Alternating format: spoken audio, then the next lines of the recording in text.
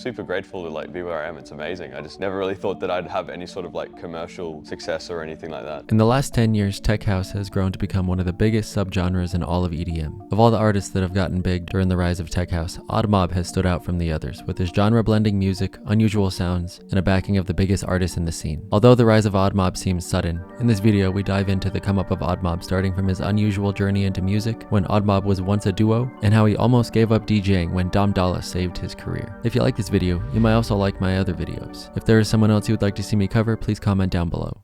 Odd Mob, or Harry Hope, was born in Brisbane, Australia on September 25th of 1993. Growing up, Harry listened to classic rock and Michael Jackson. Unlike most DJs I've covered so far, Harry didn't play any instruments or have any early aspirations to become a musician. Then when he was 15, he would get introduced to the world of DJing. So my first ever job, I was like super lazy in high school. My mum ran a talent competition at the school and she was like, Harry, you should be the MC. I think I might have been like 15 or something at the time, and one of the judges was a guy who owned a mobile DJ business. He was like, hey young sport, you can talk on a microphone, do you want to join my mobile DJ service and go and play at weddings? So he hooked me up with 2 DVD players, just like sent me in the deep end. One of the first things I ever played was like a 16th birthday party or something, and then from there I was like, alright, I need to get like a laptop so I can play people's requests and blah blah blah. Before you knew it, I had like a controller and a laptop. I was like the hottest thing on the south side of Brisbane. He would continue to work DJing weddings and parties, and during this would meet someone who would be very influential in his DJ career. And then from there, this like really weird mid-30s guy recruited myself and a bunch of other people to promote these underage DJ events. So I played like these underage raves and then met Robbie, the other guy who was in Odd Mob. I would play on my APC 40. Robbie had a controller, but he also had CDJs because he was basically the hot kid on the north side of Brisbane. Basically, we both started to realize that we wanted to like become bigger DJs. So we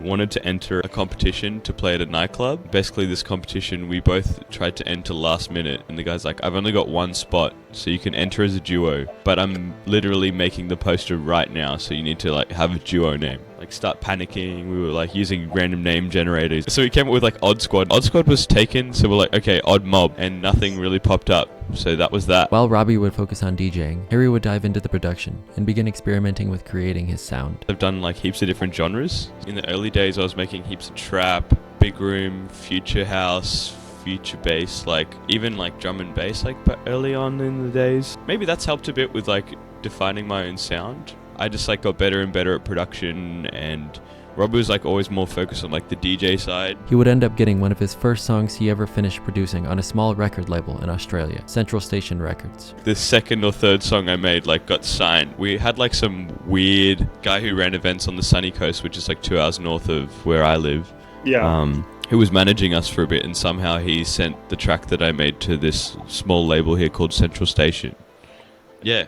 Got signed like that by my now manager. While working on learning production, he would be simultaneously attending college for engineering at the University of Queensland. Once he would graduate from college, one of the next songs he would finish producing would go viral in Australia. So I got a scholarship to uni. I studied engineering, did not enjoy it at all, just did everything out of spite. Anyway, right as I graduated, like one of the first songs that we had made went viral in Australia, a song called Is It a Banger? And that ended up getting in the Triple J Hottest 100, which is like our big countdown. And off the back of that, we were touring DJs. Yeah. Like way back then, so we would just like fly around Australia and playing like pubs and shit like that. Is It a Banger would end up being to this date one of their biggest songs on SoundCloud with over 1.5 million streams. Throughout the next few years, they would tour across Australia multiple times, getting introduced to fellow producers like Dom Dolla, and would have multiple songs reach over 1 million streams on Spotify, and would be making a living touring across Australia. Then in 2017, they would release the Diffusion EP. One of the songs on that EP, Lithium, would get over 20 million plays on Spotify, being their biggest song to date at that time. Although they were getting success on their music, Robbie felt as though he had finished what he wanted to do with playing music, and would leave Harry to continue the Odd Mob project by himself. After Robbie left, there would be a noticeable gap in music while Harry would learn to tour and produce by himself. During this time, he would get his own studio equipment and once again tour across Australia throughout the end of 2017, but this time solo. Harry would return in April of 2018 with Intrinsic, which would receive over 17 million listens on Spotify. May through August would be on the Oddities tour across Australia. He would spend the rest of the year on his his Testing Grounds tour and would post the mix to his SoundCloud. He would release only a few more songs as he was attempting to work on his first album. At the end of the year, he would announce his Oddities 2.0 tour and announce the release of his song All of Your Heart, which would get signed to Spinnin' Records. In 2019, Harry would continue to see success in his music, touring across Australia and even playing in New Zealand. He would go on the Oddities 2.5 tour, then travel to North America for the first time to play a few shows in the US and Canada. During this tour, he would play Space Yacht in LA, and he would spend the rest of the year on tour, but this time back down in Australia. In 2020, Harry would prepare to go back to the US. As he would get there, to be on top of the world as he would get to work with GTA and meet with Omnom and begin working on their first collaboration. Just a few days later, he would be devastated to have to cancel the tour and travel back home.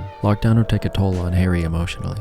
He would begin to doubt his music career and begin to work for a job using his engineering degree. 2021, I was convinced that music really wasn't gonna be my full-time job anymore. COVID was kind of rough. Getting on in the years, kind of thought there's no point really focusing on being a full-time musician / DJ or whatever anymore. Throughout 2020 and 2021, he would only release a few songs. Then in 2022, him and Omnon would release their first song together, Strut. Just a few weeks later, after the release of Strut, Harry's life would change from one video. Early 2022, Dom Dollar plays Red Rocks.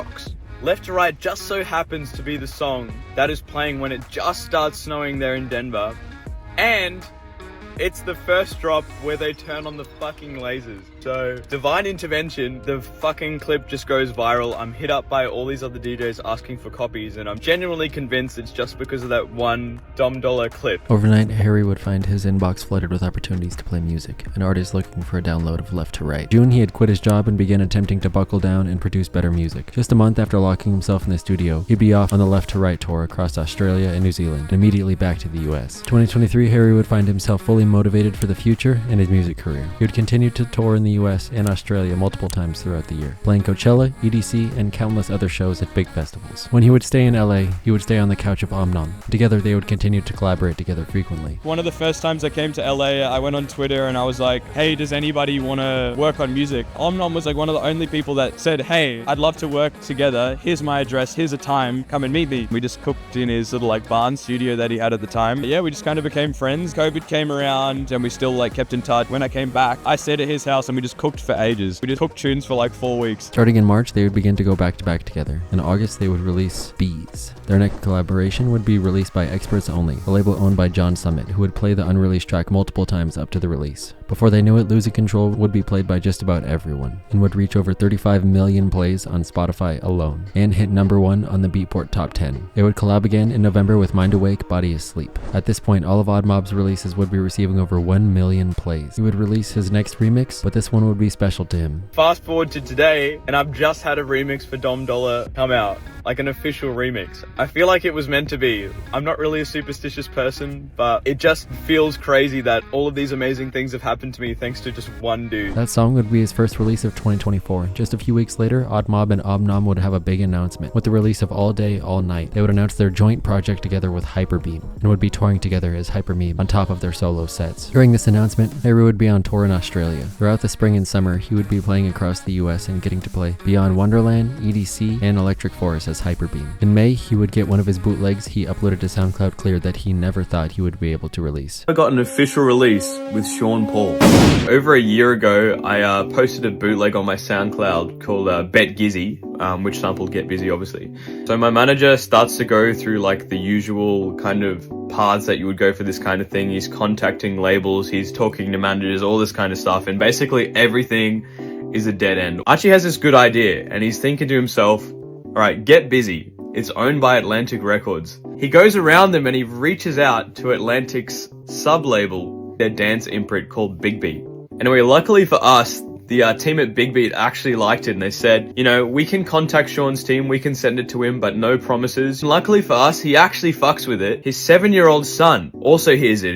He basically just tells his dad, like, yeah, this is sick. In July, he would be on his first ever Europe tour, getting to play Tomorrowland and Spain. Throughout the rest of the year, he and Omnom would continue to play back-to-back together as Hyperbeam. Odd Mob would spend the rest of the year on his fall tour across the US and find himself on 1001 Tracklist Top 10 producers. Before the end of the year, he would release one of his most anticipated songs to date, thanks to John Summit for playing the song multiple times previously. The Palm of My Hands remix would come out November 8th and immediately explode on Spotify with over 24 million plays to date. 2025 would begin with a tour across North America and Australia. At the end of January, he would announce a residency at Wynn Las Vegas. In April, he would join John Summit on tour, but this time as director direct support for John's Australia's tour. During the tour, he would be traveling back to California to join Tiesto on the Quasar stage at Coachella. Just a few weeks after Coachella, him and Tiesto would release their collab together, Won't Be Possible, which is currently sitting at over 35 million on Spotify alone. He would spend the rest of the year consistently touring, and the rest of the year playing tons of major festivals throughout the US and even traveling back home for a tour there. In September, him and Omnam would return with another song together as Hyperbeam, after stating they would take a break and focus on their individual careers first. The Hyperbeam stuff has been like very fun. I'm hoping to do some more of it. After that first tour, we just didn't really see each other that much. The problem is that we both have very similar names. It kind of got to the point because we were doing so much together is that like people were getting us mistaken. Kind of just like sat down and were like, we should probably pump the brakes on this a little bit and let each other like thrive individually. Once people can separate us a bit more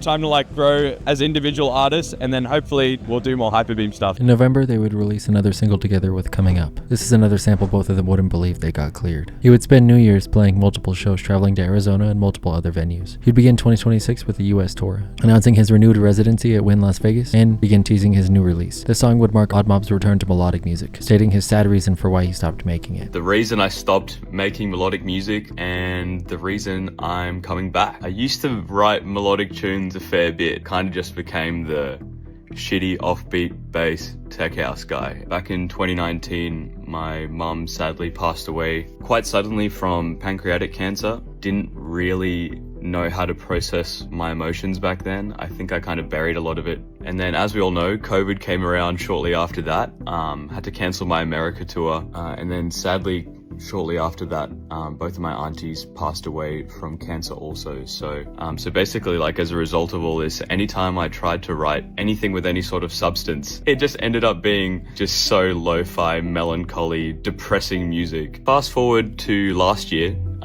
just been focused on Clubland. So I worked on the track for a while, got it to the Never Alone that you know now. I'm like not really super sure on whether it's a song that I would want to release. I was playing a show in Poland. This young man came up to me and basically said, hey, I've been listening to this like song. He told me he had recently lost someone very close to him. He was basically saying like how that song helped him through what he was going through. I'd forgotten that music can actually help people through tough times like that. After speaking to this guy, I knew like it was almost like a responsibility of mine to put it out into the world. With Oddmob wanting to push himself creatively and never locking himself to any style of music, there really is no ceiling to Oddmob's continued rise in the future. His ability to make amazing remixes, originals, and blend it all together has taken him to places he could only have dreamed up previously, and it seems that there is currently no slowing down. I'm very excited to see what Oddmob has in store for the future as he continues to climb lineups. If you like this video, you may like my other videos on Disco Lines or Mau P. Don't forget to subscribe to stay up to date with uploads. Thank you for watching.